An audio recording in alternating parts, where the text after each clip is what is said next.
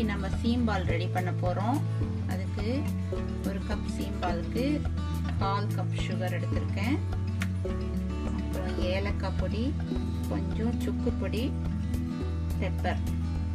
சுக்கு வேணும்னா நீங்கள் யூஸ் பண்ணிக்கலாம்.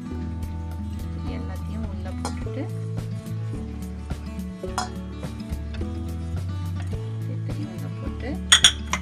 சுகரையும் உள்ளே போட்டுட்டு நம்ம சுகர் பாதி போட்டுட்டு டேஸ்ட் பண்ணிட்டு வேணும்னா போட்டுக்கலாம்.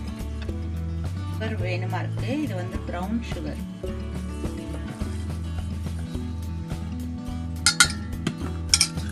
ஸோ 1 கப் மில்க்குக்கு 1/4 கப் சுகர் கரெக்டாக இருக்கும். மிக்ஸ் பண்ணிட்டு சுகர் டேஸ்ட் பண்ணிட்டு இனிப்பு பத்தலைனா மட்டும் நம்ம போட்டுக்கலாம். இதுக்கு லைட்டாக இனிப்பாக இருந்தால் போதும்.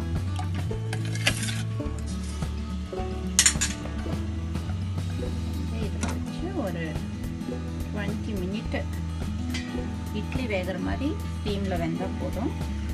நல்லா அழகான சீம்பால் ரெடி ஆகிடும். இது சைடில் ஒரு நைஃப் வச்சு பண்ணிட்டு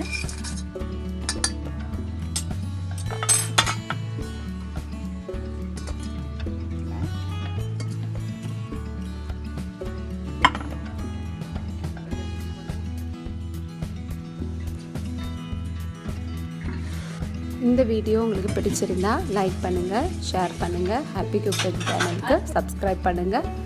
தேங்க்யூ.